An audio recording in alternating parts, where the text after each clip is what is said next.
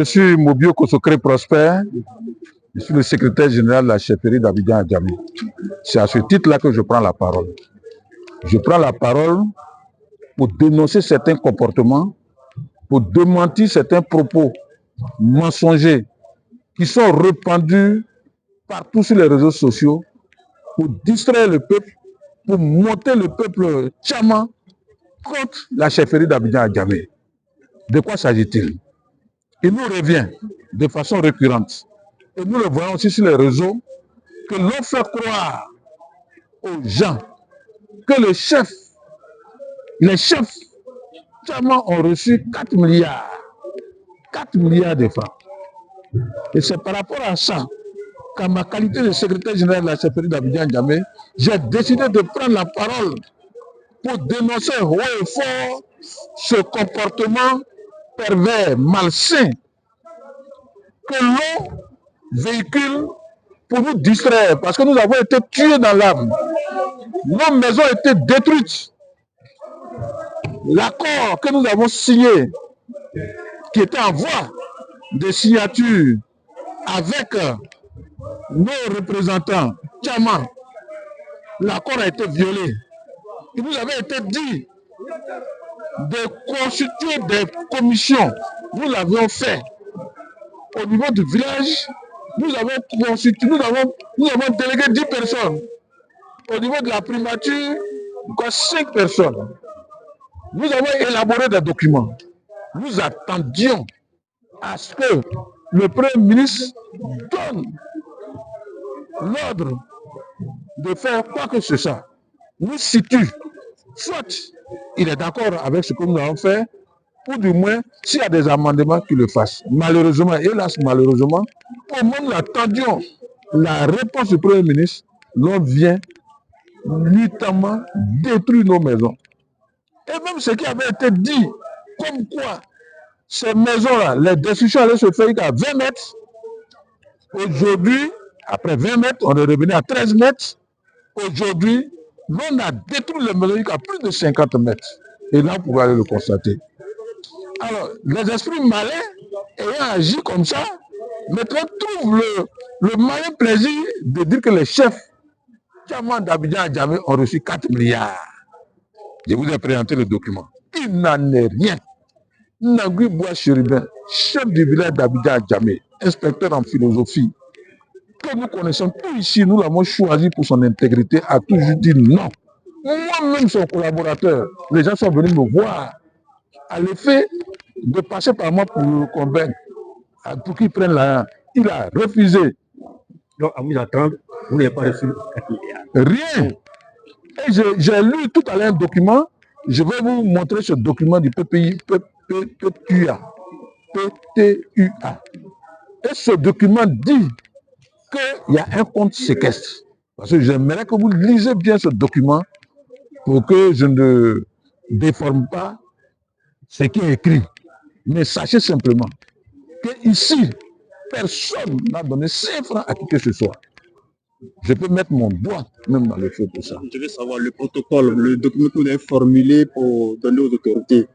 Quel est le contenu? Non, le contenu, vous savez, nous sommes respectueux de certains engagements. Le Premier ministre nous a dit, là j'ai dit son nom, Robert Begré Mambé, il nous a dit en français comme en hébreu, laissez la presse tranquille. Finissons d'abord avant de porter ça à la connaissance des uns et des autres.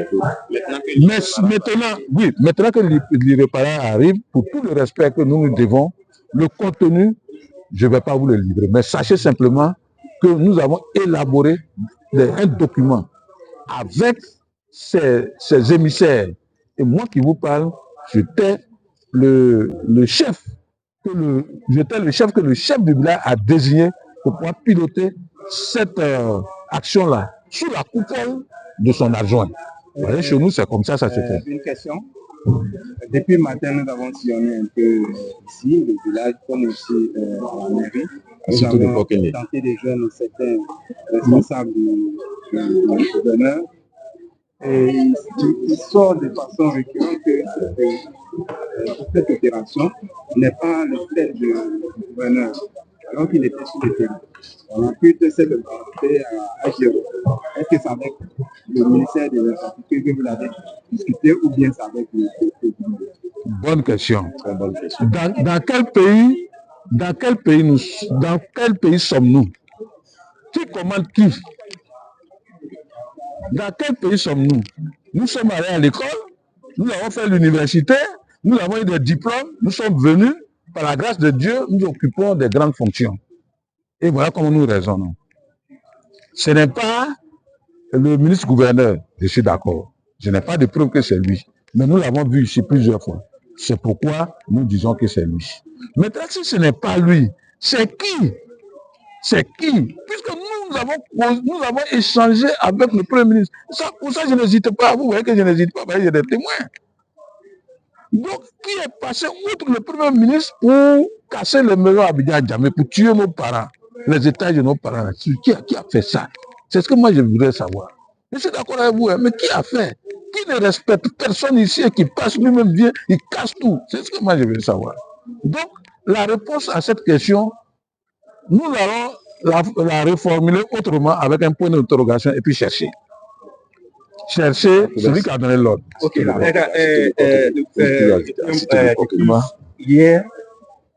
il y a un document qui circule par exemple, les engagements de la chefferie d'Agamé Village. Article 4 dans le protocole d'accord. Engagement et obligation de la chefferie d'Agamé Village lors de la signature du protocole d'accord le 24 juin 2020. Premier point, la chefferie d'Agamé Village s'engage à lever tous les obstacles liés à la construction des voies d'accès aux 4 ponts et échangeurs de l'indigné. Deuxième point, la chefferie d'Agamé Village s'engage à lever tous les obstacles permettant la réalisation des diligences relatives aux travaux de construction des voies d'accès aux 4 ponts et des échangeurs de l'indigné. Les diligences portent notamment sur les études préliminaires techniques, la reconnaissance, l'identification des personnes affectées, l'évaluation des bâtis impactés, ainsi que toutes les opérations favorisant la réalisation des 2 projets. Troisième point, la chefferie d'Agamé s'engage à obligation de désigner des personnes ressources au sein de la communauté villageoise en vue d'assurer la sécurité de toutes les personnes agissant pour le compte de l'État pour ce projet lors de leur présence sur le territoire du village d'Abidjan-Agamé. Quatrième point, la chefferie d'Agamé Village s'engage à ne plus faire d'opposition au démarrage du processus de construction des voies d'accès aux 4 points d'Abidjan et de l'échangeur de l'indigné. Cinquième point, la chefferie d'Agamé Village s'engage à une obligation de résultat pour le respect de tous ses engagements et obligations. Sixième et dernier point, les engagements et obligations de la chefferie d'Agamé Village sont transmis d'office de génération en génération en cas de changement de chefferie jusqu'à la réalisation totale de chacune des dispositions par leurs soins. Que répondez-vous à ça? Merci, Le gouvernement de Côte d'Ivoire. Je vous remercie. C'est bon de venir à la source. Mais en même temps, je voudrais vous dire, la question de votre confrère est bonne. Signée par qui? Le gouvernement. Si c'est un protocole, donc il y a 2 parties. L'autre partie, c'est qui? En pays, on prend le pouvoir après 5 ans. Après 15 ans, pardon. Mais qui était chef? Et qui a signé? Et comment a-t-il signé? Dans quelles conditions? Et pourquoi on se retrouve à une table et nous décidons de modifier ce document-là? Voilà autant de questions qu'il faut se poser. Je vous ai dit tout à l'heure que les 2 plateaux appartiennent ici, aux gens d'ici. Je vous dis que ce sont nos plantations. Ce qui nous appartient, on ne peut pas nous donner. Ce qui nous appartient, on ne peut pas nous dire que ceci, c'est cela. Il n'y a pas de route qui ici, là, il n'y a pas d'autoroute qui passe. Regardez même le protocole même qui a été signé par le directeur de l'AGEROUTE. Il n'y a pas d'autoroute ici, là. Si vous voulez, on va vous donner le protocole.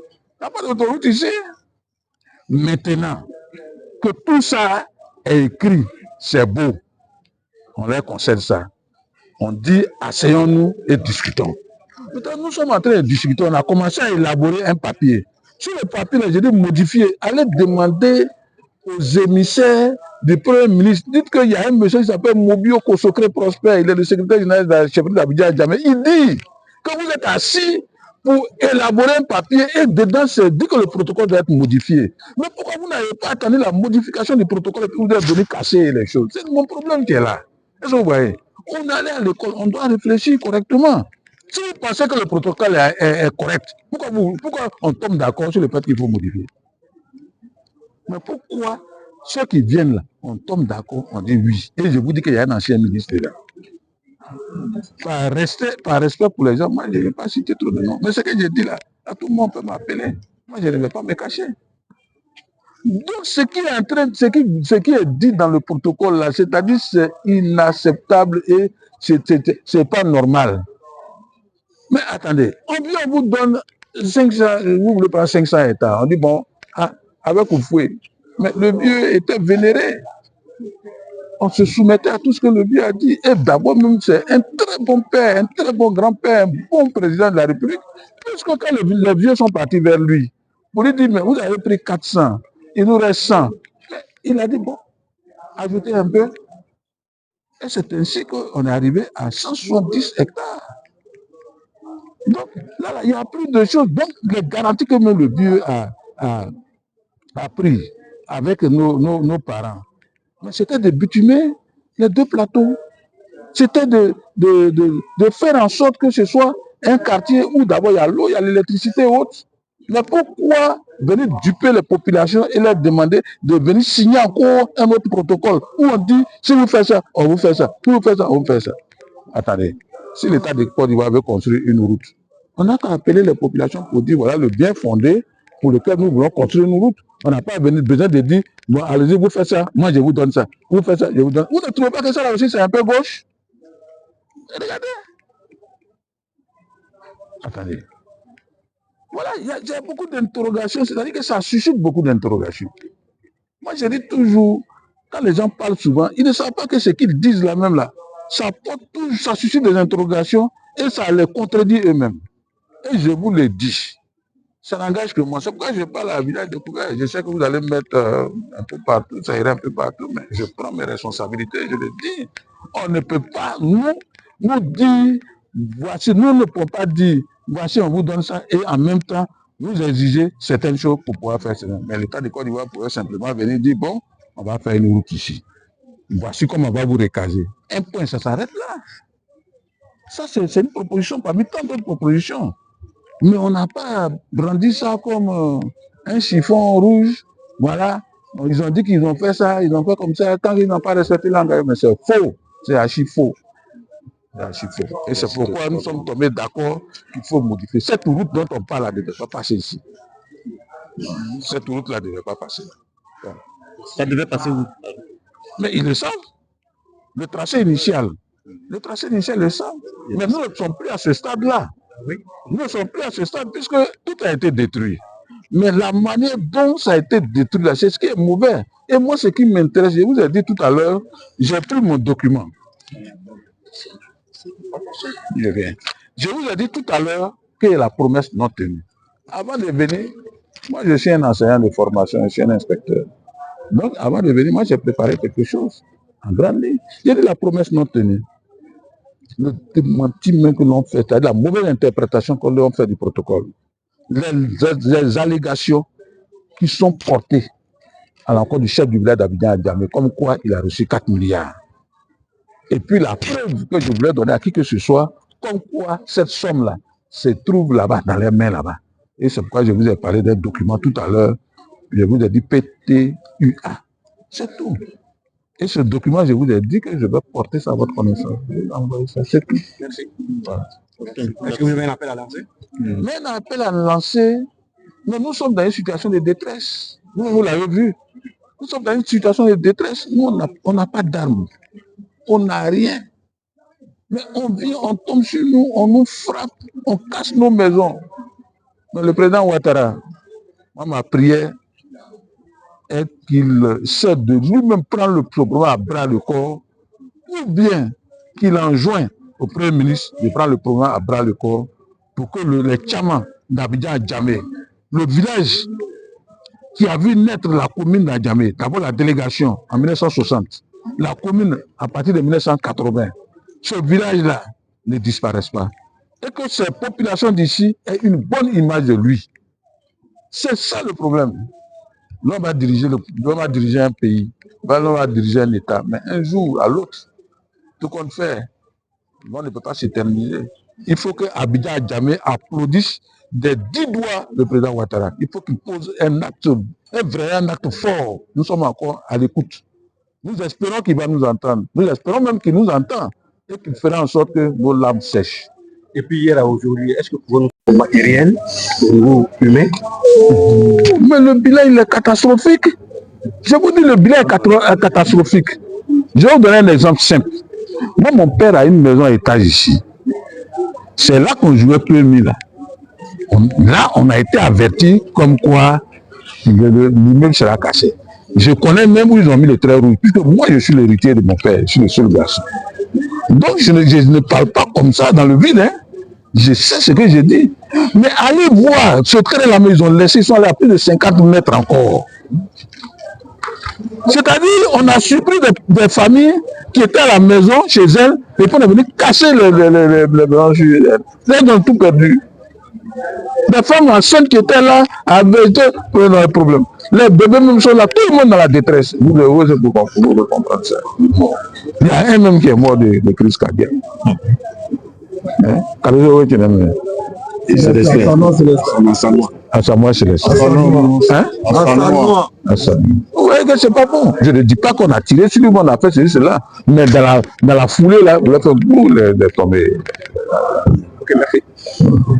J'en ai fini.